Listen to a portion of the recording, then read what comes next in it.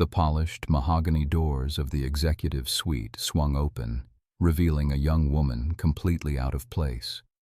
Her worn, oversized jacket hung loosely, a stark contrast to the crisp suits and tailored dresses that usually graced this corporate sanctuary. Her hair, though once a vibrant auburn, was matted and streaked with dust, framing eyes that held an unnerving mix of desperation and defiant intelligence. She didn't march in with confidence, nor did she cower. Instead, she stood poised on the threshold, a ghost in a world of the living, and uttered a request that silenced the bustling reception area. "I'm not here for the interview, I just want to watch it, please." The words, soft yet firm, cut through the hum of ambition, leaving an incredulous silence in their wake.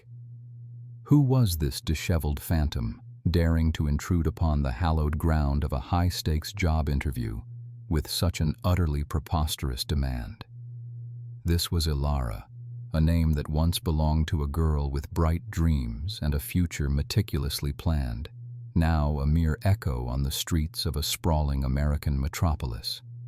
Just 23 years old, Ilara possessed a mind like a steel trap, capable of dissecting complex algorithms and understanding intricate economic theories with an almost intuitive grasp.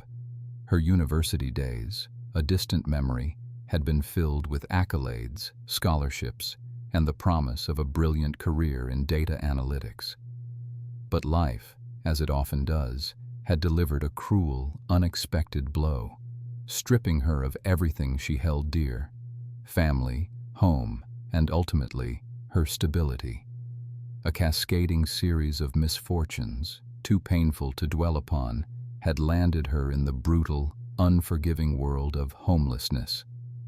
For the past year, concrete had been her mattress, the ever-present city noise her lullaby, and the kindness of strangers, or often the lack thereof, her daily bread. Each dawn brought with it the crushing weight of another day survived, not lived. Yet beneath the layers of grime and the weary resignation in her posture, Ilara's intellect remained sharp, her spirit stubbornly unbroken. She spent countless hours in public libraries devouring books on finance, technology, anything that offered a glimpse into the world she had lost, the world she desperately yearned to reclaim. She was a living paradox, a brilliant mind trapped in a body ravaged by hardship, an invisible genius observing the world from its cold, hard periphery. The desperation gnawed at her, a constant dull ache that overshadowed even the pangs of hunger. She needed a job, any job, with an intensity that burned deeper than anything she had ever felt. It wasn't about prestige or ambition anymore. It was about survival, about finding a foothold to pull herself out of the abyss. But how did one apply for a job when a shower was a luxury and fresh clothes a fantasy? How did one convince a hiring manager of their hidden potential when their appearance screamed failure and destitution? Each day, she walked past towering glass buildings, watching impeccably dressed professionals glide in and out, a painful reminder of the chasm between her reality and their effortless existence. The very idea of presenting herself for an interview felt like a cruel joke, an impossible hurdle she was destined to trip over. The world saw a homeless girl. It didn't see the woman who could untangle the most complex business problems, the analytical powerhouse buried beneath the layers of misfortune. Every rejection, every averted gaze, chipped away at her already fragile hope, yet a flicker stubbornly remained. A deep-seated resilience, forged in the crucible of hardship, refused to let her succumb entirely. She knew, with unwavering certainty, that if given just one chance, one tiny, sly opportunity, she could prove her worth, not with words, but with sheer, undeniable competence. The problem wasn't her ability, It was the impenetrable wall of perception, the societal judgment that saw only her current circumstances, not her inherent brilliance. The city, a colossal entity of opportunity for some, was an insurmountable fortress for her. With each passing day, the urgency magnified, turning her silent struggle into a roaring internal scream. She needed a miracle, a way to bypass the superficial and access the core of what she knew she could offer. If you're finding Ilara's story as compelling as we are, and you believe in the power of second chances and the triumph of the human spirit, make sure to hit that subscribe button. We'll be sharing more inspiring true stories just like this one, delving deeper into the lives of ordinary people achieving extraordinary things against all odds. Your support helps us bring these powerful narratives to light. Her heart ached with an unfamiliar pang as she overheard snatches of conversation filtering from the grand office building's entrance. Words like quarterly projections, market share, and strategic initiatives danced in the crisp morning air, each syllable a cruel reminder of the life she longed for, the life she believed she was capable of living. Ilara, huddled in the recessed doorway of a shuttered deli across the street, felt an inexplicable pull towards that gleaming edifice. It wasn't just the promise of warmth or a meal. It was the magnetic draw of purpose, of intellect, of a world where her thoughts held weight and her contributions mattered. She saw a parade of impeccably dressed individuals, briefcases clutched with an air of practiced confidence, disappearing into the revolving doors. They were undoubtedly heading for interviews, vying for positions that, to her current self, felt as distant as the moon. A large banner, temporarily displayed on the building's facade, proudly proclaimed, "Harrison Technologies, innovating tomorrow, today." The name sent a shiver down her spine. Harrison Technologies was a titan, a company whose very existence redefined industries, a name synonymous with cutting-edge advancements and unparalleled success. She knew of its CEO, a formidable man named Arthur Harrison, whose face occasionally graced the digital screens in storefronts she passed. He was depicted as stern, visionary, a man of ruthless efficiency, whose rise to prominence was a legend in business circles. The thought of ever crossing paths with such a figure, let alone working for him, was absurd, a fantasy she quickly quashed. Yet, a stubborn, insistent voice in her mind whispered, "You could do that. You just need a chance." The internal debate raged. Her pragmatic side, honed by months of brutal street living, screamed warnings. "Look at you, Ilara.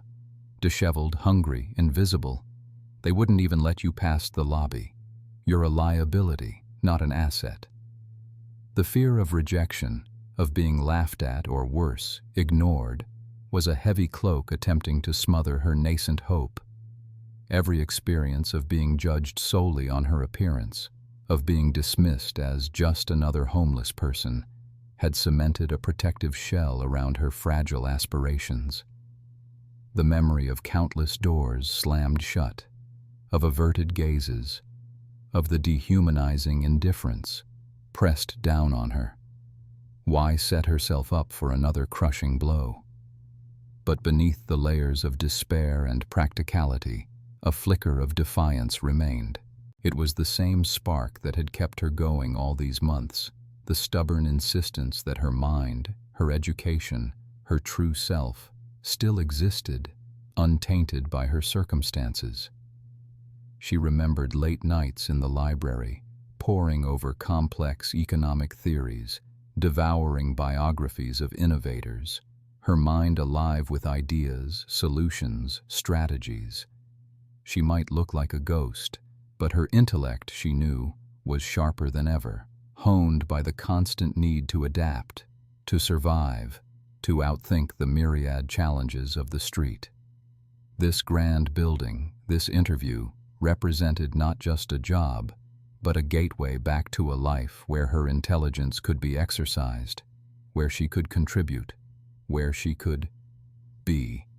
She pushed herself up from the cold concrete, her joints stiff, her stomach churning with a familiar emptiness. Just a glimpse, she reasoned. She wouldn't apply, she wouldn't even ask. She would just observe. Perhaps if she could see the process, understand the questions, she could at least feed that ravenous intellectual hunger. It felt like a mission, a pilgrimage to the temple of her lost aspirations. The sheer audacity of the idea was exhilarating, a dangerous thrill in her otherwise monotonous existence. The risk was minimal. What more could she lose? Her current situation was already rock bottom. The potential reward, however intangible, was hope itself. Her tattered clothes, once a source of shame, now felt like armor, a disguise that allowed her to be invisible, to move through the world unseen.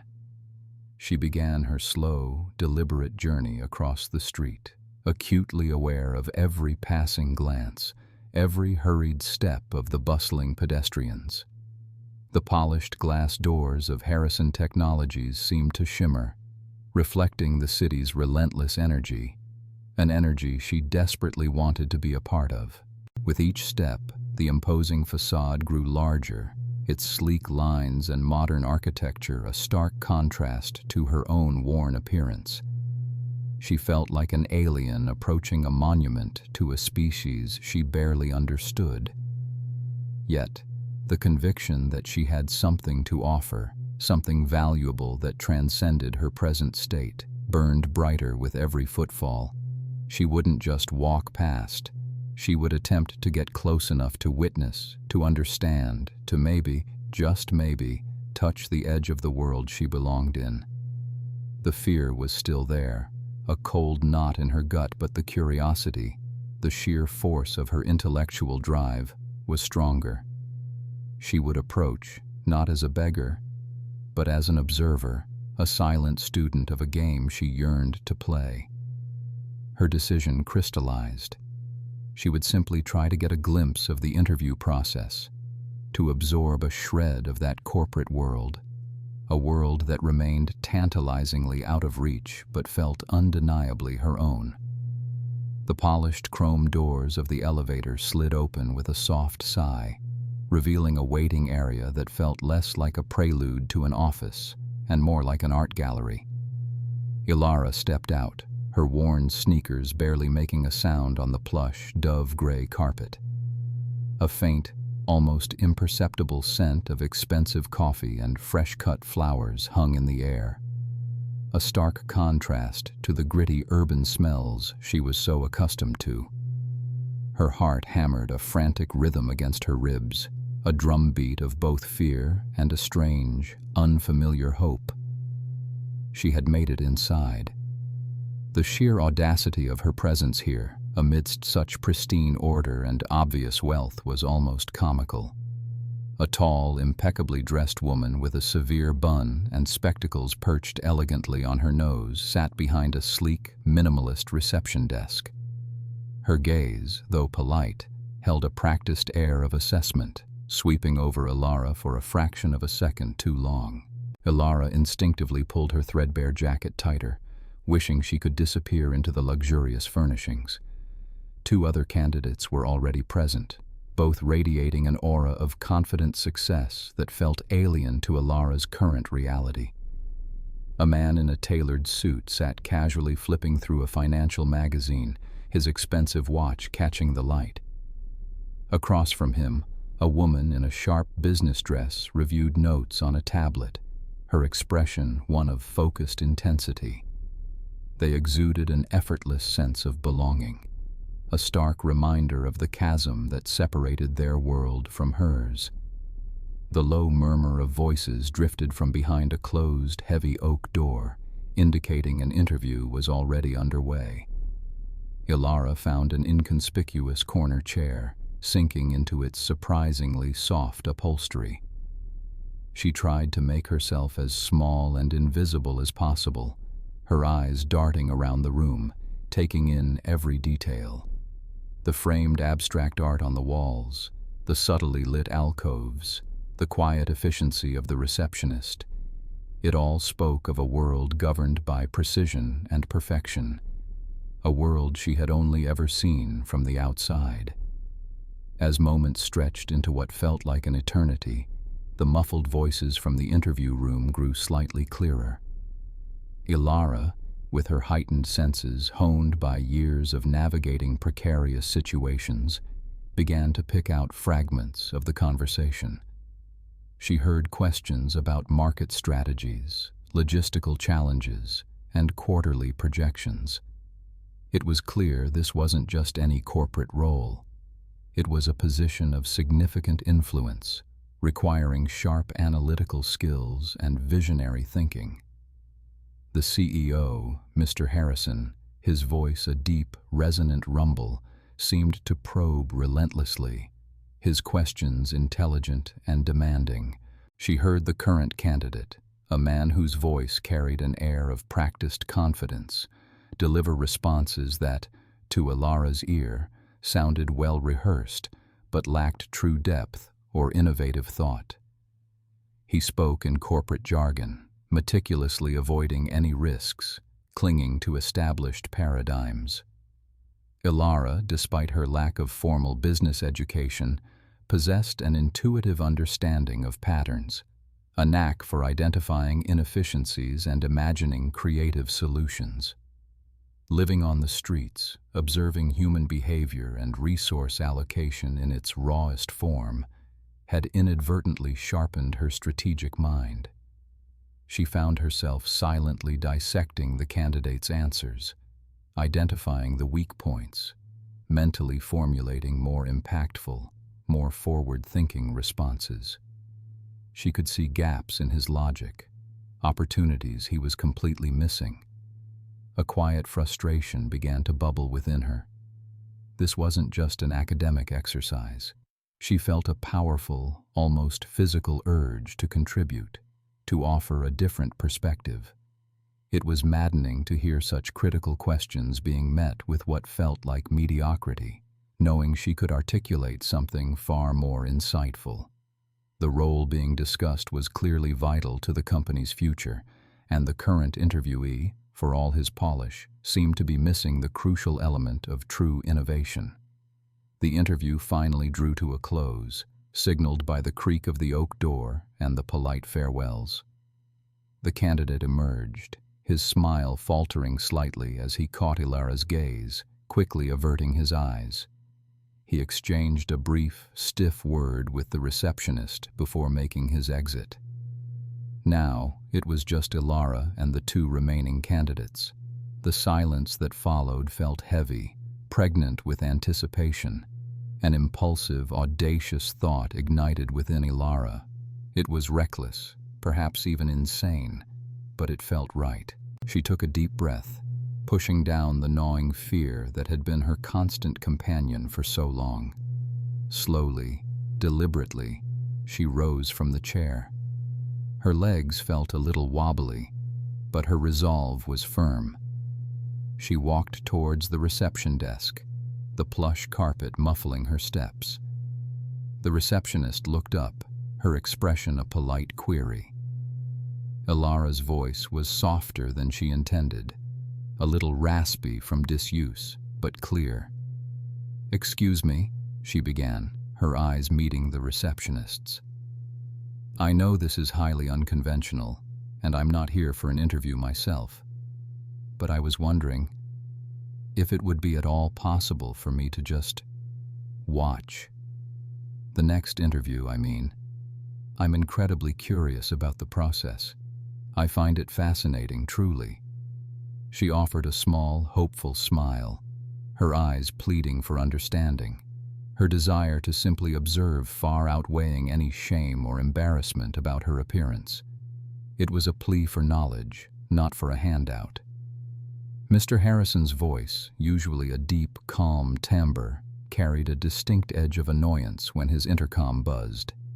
He had just dismissed the previous candidate. his patience wearing thin with the succession of polished but ultimately uninspiring individuals parading through his office. He pressed the button, a curt yes escaping his lips. His assistant, typically unflappable, sounded hesitant. "Sir, there's an unusual request.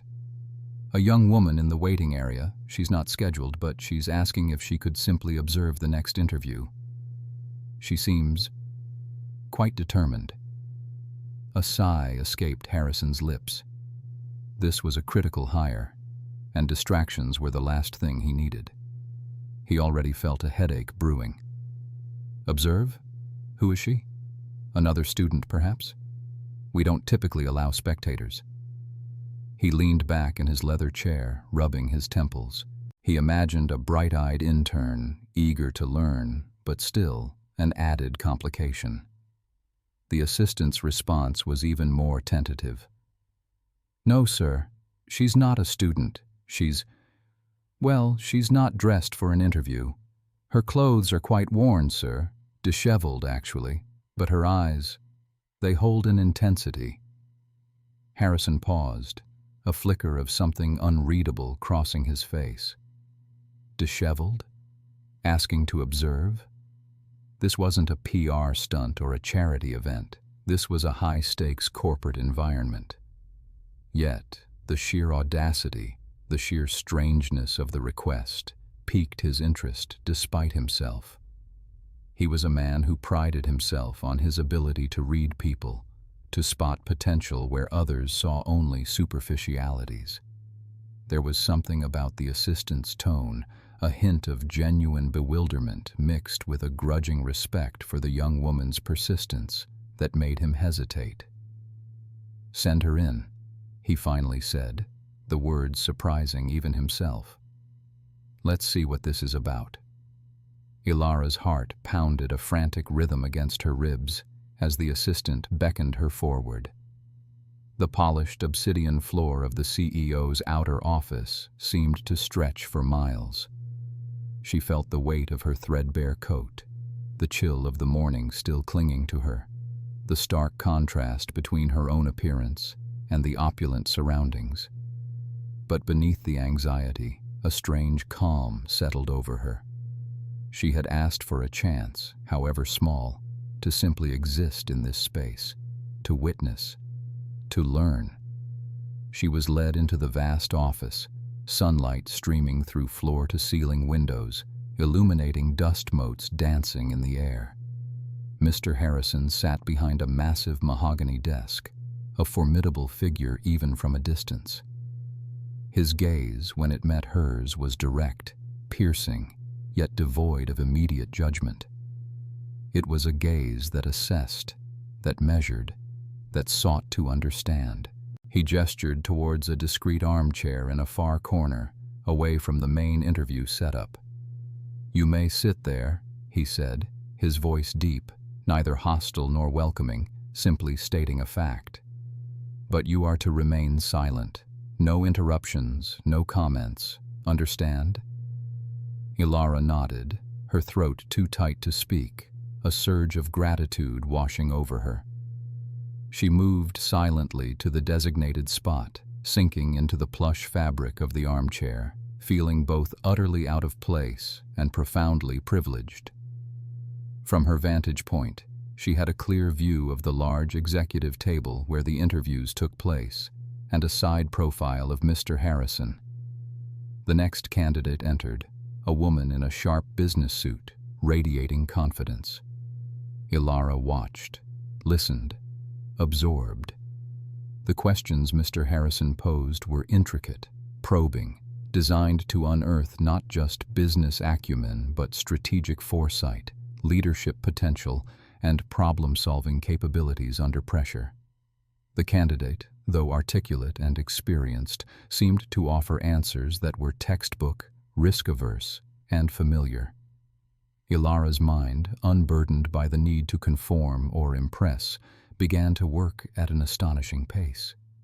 Each question Mr. Harrison asked was a challenge, and she found herself dissecting it, peeling back layers of corporate jargon to get to the core. She saw the nuances the candidate missed, the bolder connections she failed to make, the innovative strategies she overlooked. Ilara mentally rewrote the candidate's responses, injecting her own unique blend of street-smart practicality and innate analytical brilliance. For example, when Mr. Harrison asked about market penetration strategies in a saturated sector, the candidate spoke of incremental growth, traditional marketing channels, and competitor analysis.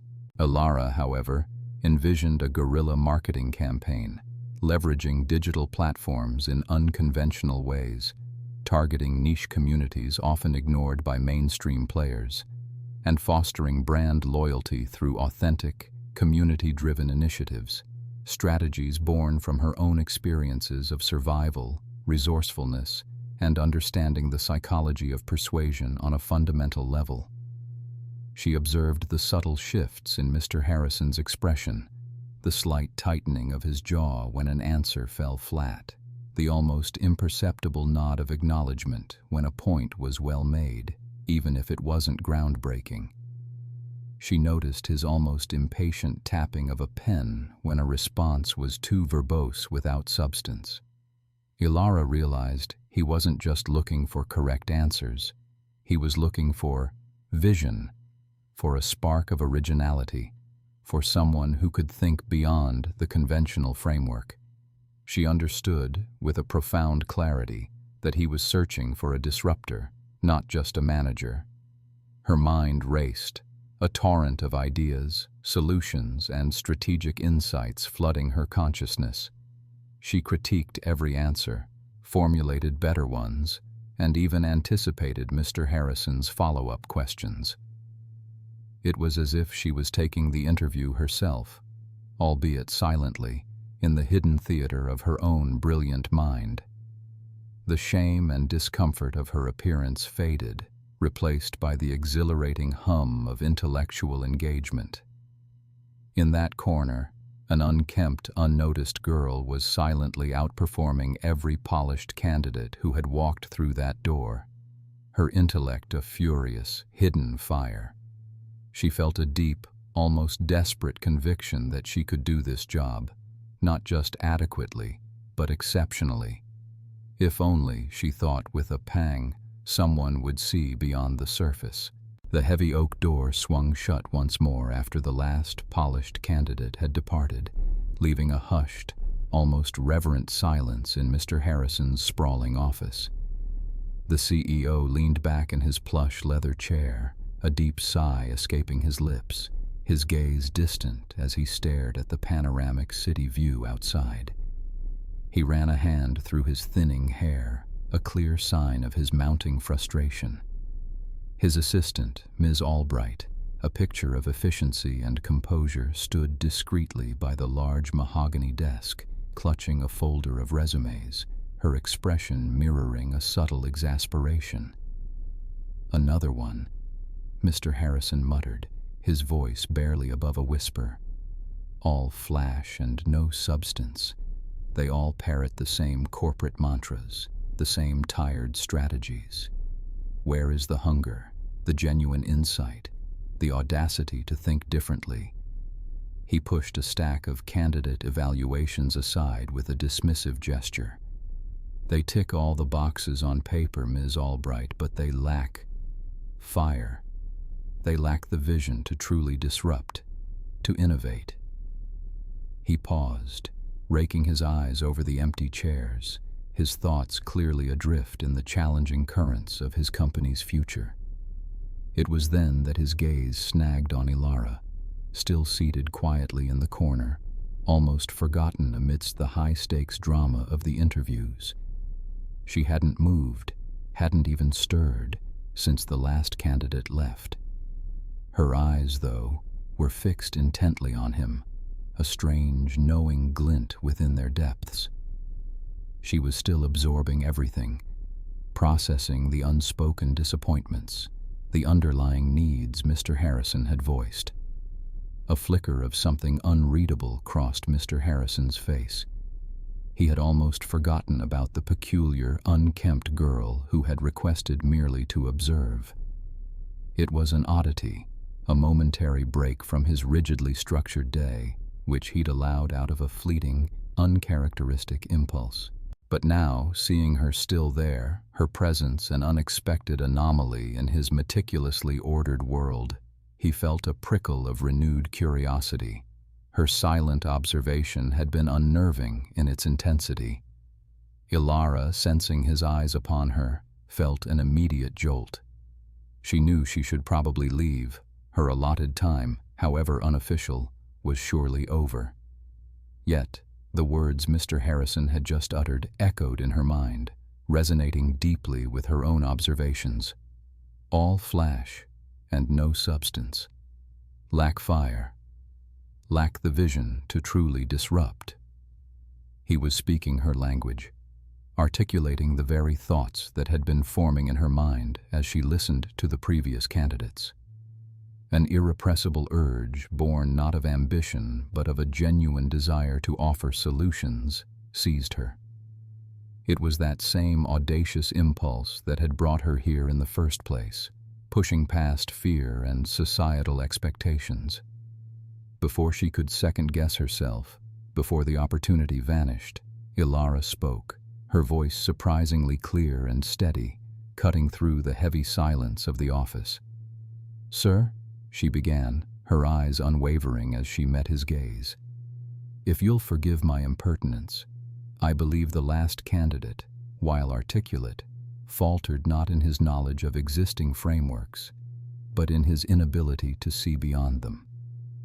He approached the market saturation problem you presented with incremental adjustments rather than a paradigm shift."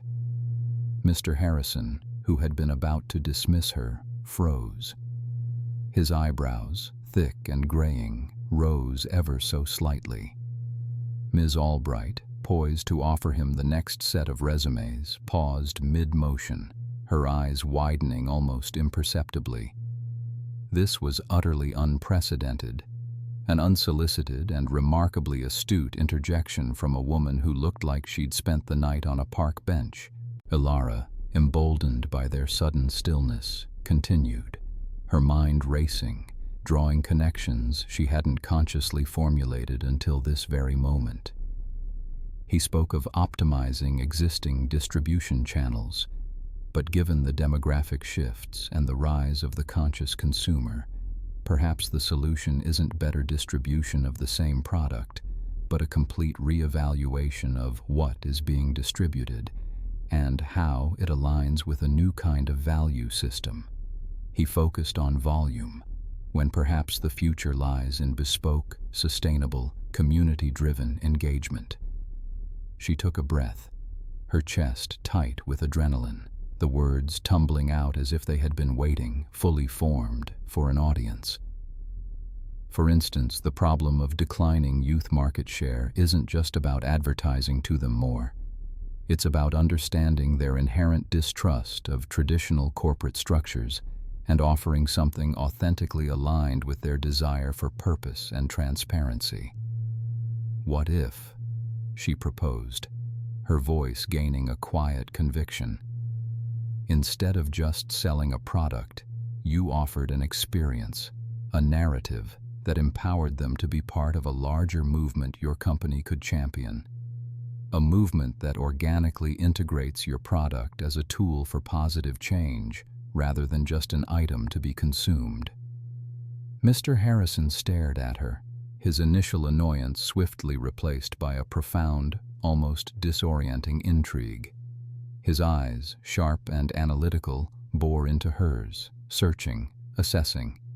Ms. Albright, usually stoic, now looked utterly flabbergasted. This wasn't merely an observation. It was a concise, compelling, strategic proposal, delivered with an unexpected clarity and depth. The girl had just, without warning, dismantled the previous candidate's entire approach and offered a surprisingly sophisticated alternative. He leaned forward, his elbows resting on the desk, his hands clasped together, his posture shifting from weary dismissal to intense engagement. A slow, calculating smile began to form on his lips, a look that rarely graced his features unless he was genuinely challenged or exceptionally impressed. "Interesting," he rumbled, the single word hanging in the air, weighted with an unspoken acknowledgement. "Very interesting. You speak of paradigm shifts and bespoke engagement. These are not terms one usually hears from someone observing an interview. Tell me," he continued, his voice now lower, more challenging, a spark igniting in his eyes. "Let's take this a step further.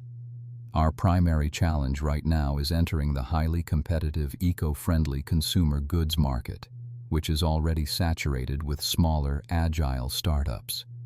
How would you, Ilara, with no existing infrastructure, no established brand recognition in that specific niche, and a limited budget, not just enter that market, but truly disrupt it?"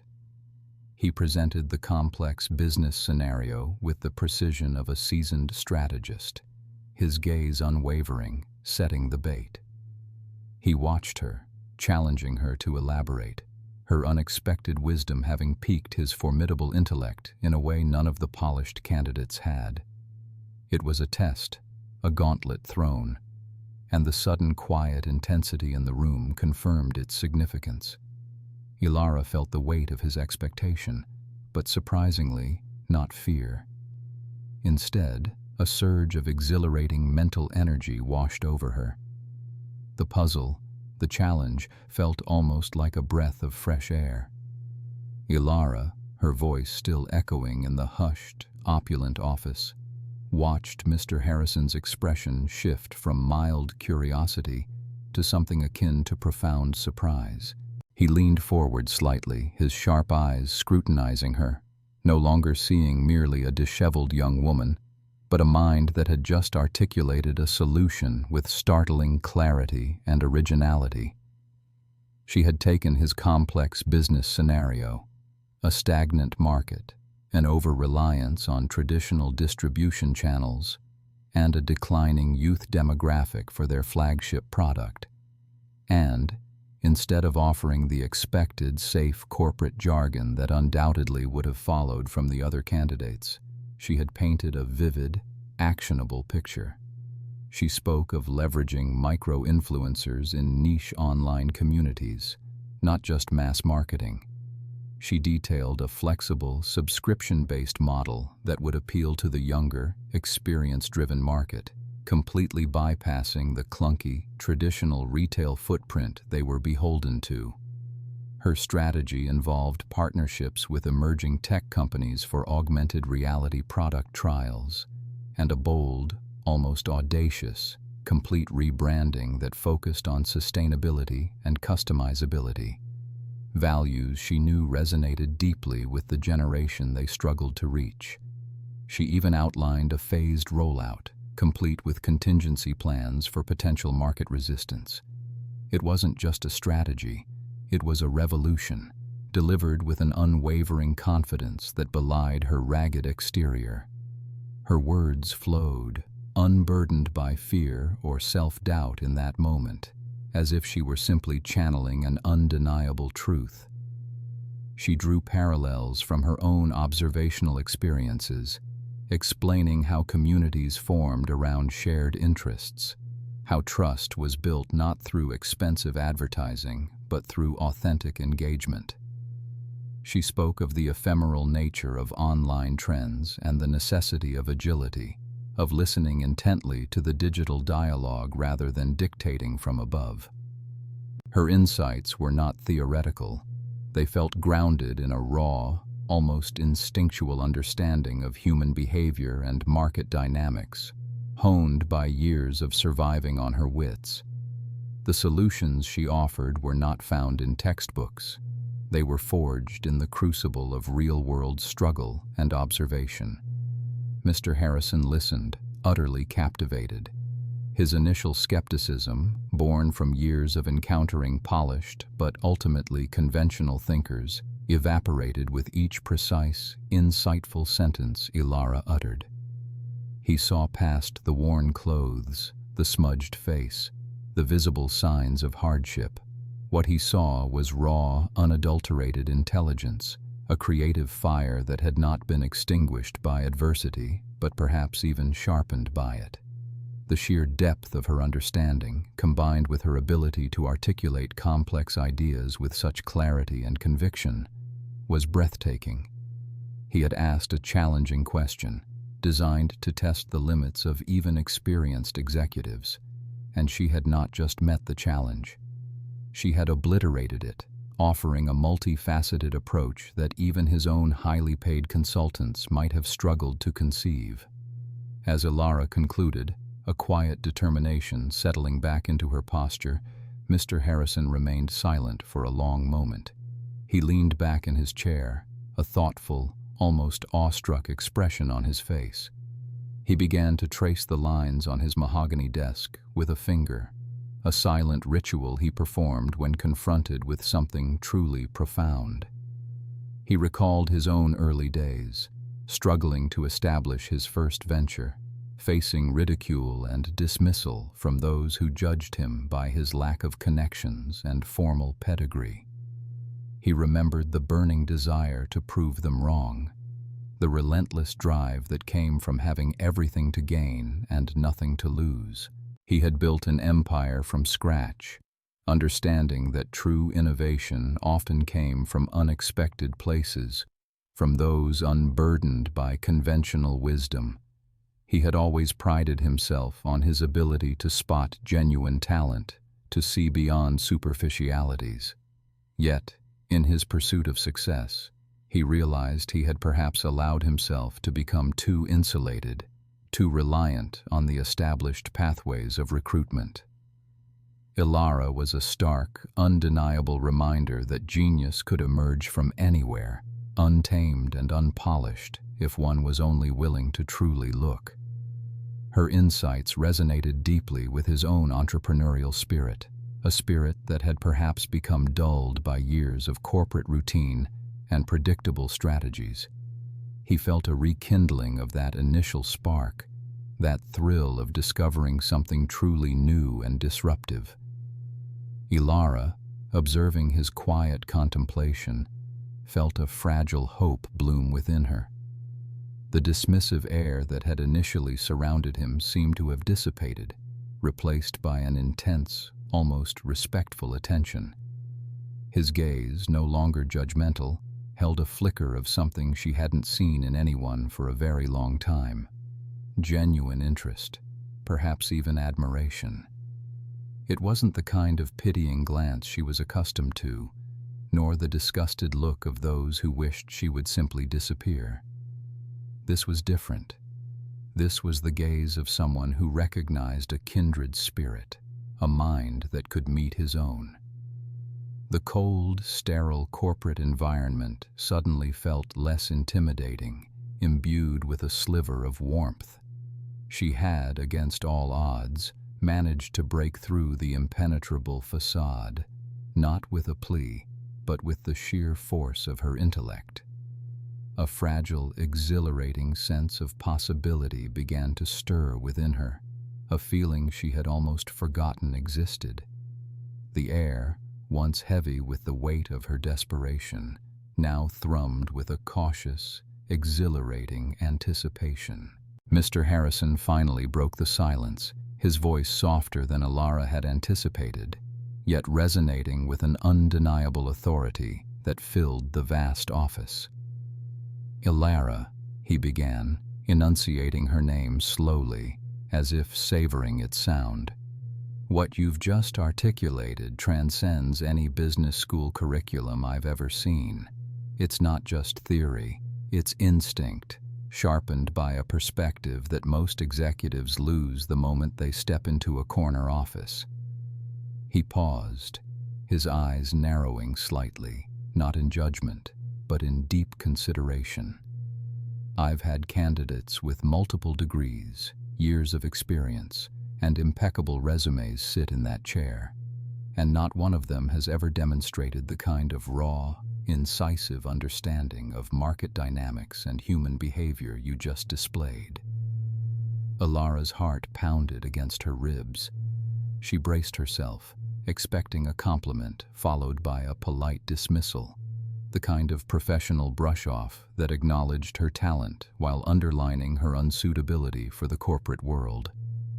But the CEO continued, his next words shattering her expectations and rewriting the future she had so pessimistically imagined. "I am offering you a position, Ilara, effective immediately. Not just any position. I want you on my strategic development team. You won't be starting at the bottom. You'll be integrated into projects that demand exactly the kind of unconventional thinking you possess." The words hung in the air, luminous and unbelievable.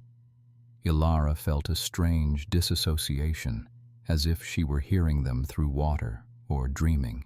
The job, the actual job, the one she hadn't even dared to ask for, the one she had only wished to observe. It wasn't a charity case, not a pity hire.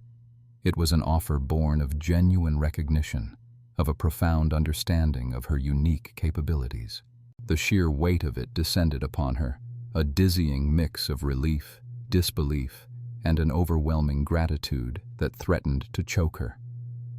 Her vision blurred momentarily as the stark reality of her current existence, the biting cold, the gnawing hunger, the constant fear, clashed violently with the opulent warmth of the office and the staggering generosity of Mr. Harrison's offer. She swallowed hard, trying to find her voice, but only a small, breathy sound escaped. Years of struggle, of being invisible, of being dismissed, all coalesced into this single pivotal moment. It wasn't just a job, it was a lifeline, a bridge out of the abyss, a chance to reclaim not just her dignity, but her very self. The raw emotion surged through her, threatening to spill over. She felt the sting of tears in her eyes, tears that had nothing to do with sadness and everything to do with the astonishing, unexpected grace she was being shown. The weight of years of unspoken desperation began to lift, slowly, agonizingly, like a heavy cloak finally being shed. Mr. Harrison observed her reaction intently, a faint, almost imperceptible smile playing on his lips. He understood the profound impact of his words, not just on her professional trajectory, but on her entire life. He had seen that look before, in his own reflection, when he had been given his first real break against all odds. He knew this wasn't just about filling a role. It was about investing in potential, in a human being. The assistant, Ms. Albright, who had remained a silent, observant presence throughout the intense exchange, now shifted slightly, her initial skepticism crumbling in the face of this extraordinary turn of events. She had witnessed countless interviews, seen Mr. Harrison's ruthless efficiency, his unwavering adherence to protocol. Yet, this ragged young woman, plucked from the streets, had somehow managed to pierce through his formidable exterior, not with charm or flattery, but with pure, unadulterated intellect. Ms. Albright, ever the pragmatist, was forced to concede the brilliance of her boss's unconventional decision. There was a certain compelling logic to it, a daring foresight that was characteristic of truly visionary leadership.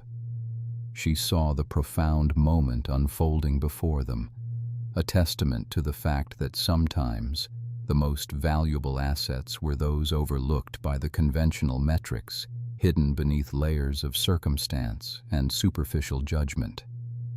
The office, usually a bastion of cool professionalism, pulsed with an almost palpable energy, charged with the promise of transformation.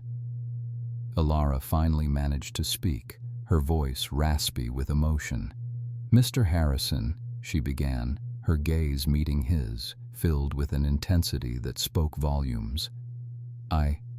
I don't know what to say. Thank you. This means everything."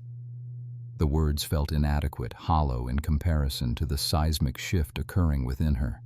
She was not just accepting a job, she was accepting a future a chance at life she had long believed was permanently out of reach.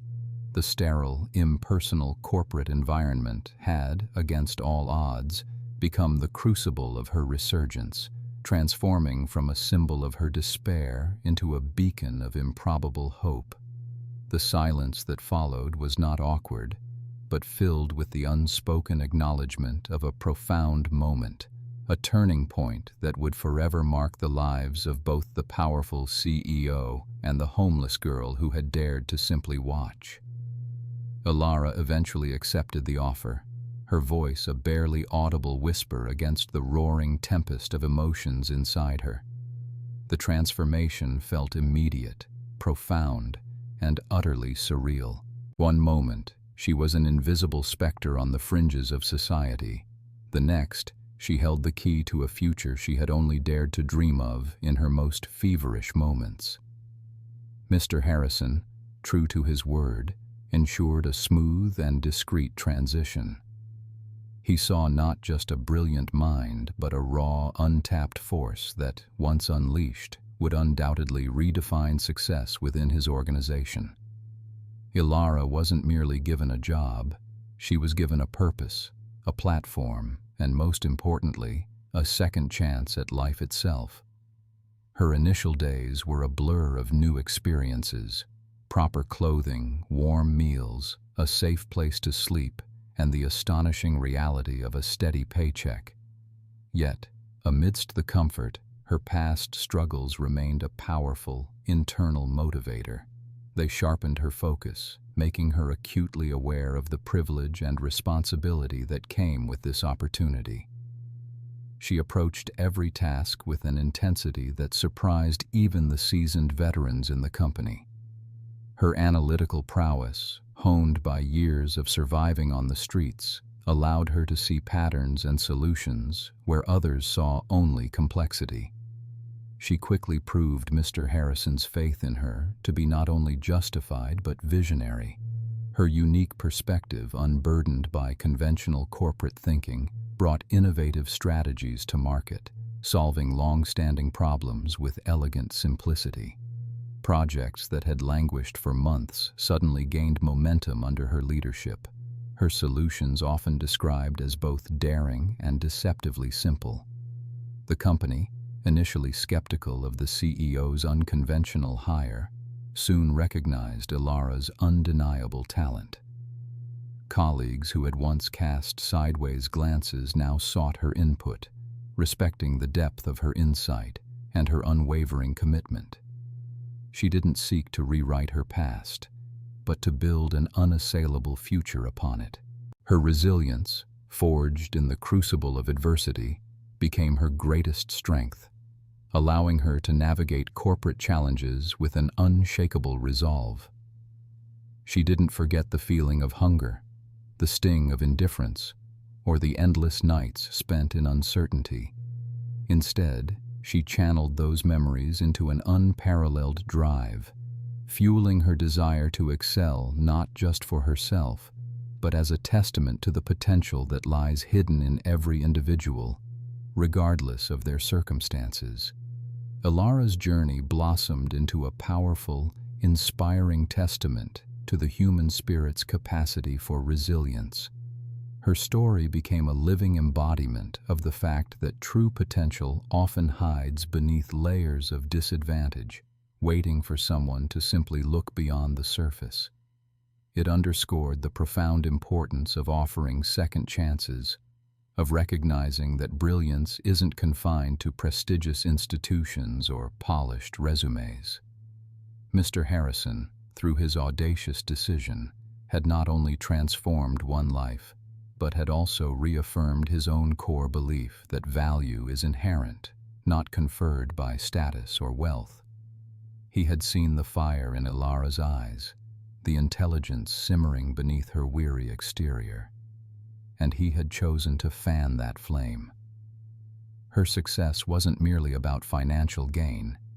It was about reclaiming her dignity, rebuilding her self-worth, and proving to herself and to the world that she was capable of achieving extraordinary things. The girl who once asked merely to watch an interview now led crucial departments, her voice carrying weight and authority in boardrooms that once seemed impossibly distant. Every achievement was a quiet victory over the judgment and despair that had once threatened to consume her. Her empathy, cultivated through her own hardships, made her a compassionate leader, one who understood the struggles of others and sought to uplift them. Ilara's incredible transformation stands as a beacon of hope, a reminder that genius is often disguised, that compassion can be a powerful catalyst for change, and that the greatest opportunities sometimes arise from the most unexpected encounters. It's a story that urges us all to look deeper, to challenge our preconceptions, and to believe in the boundless potential that resides within every human being, regardless of their starting point. It's a powerful narrative about the ripple effect of a single act of faith, demonstrating how one person's belief in another can ignite a chain reaction of extraordinary events. This truly is a testament to resilience, the profound impact of a single chance, and the extraordinary power of looking beyond superficialities to find true potential. Ilara's journey from the streets to the executive suite isn't just her story. It's a universal message about hope, determination, and the unexpected places where greatness can be found. Remember to share this incredible journey with someone who needs to hear it, someone who might be struggling to see their own potential. And if you found inspiration in Ilara's unwavering spirit and Mr. Harrison's vision, hit that subscribe button to join our community. There are countless other untold stories of resilience and transformation waiting to be discovered, and we'll be bringing you another incredible tale of overcoming adversity in our next video, where a young artist's discarded sketches reveal a hidden masterpiece that changes her life forever. Join us next time.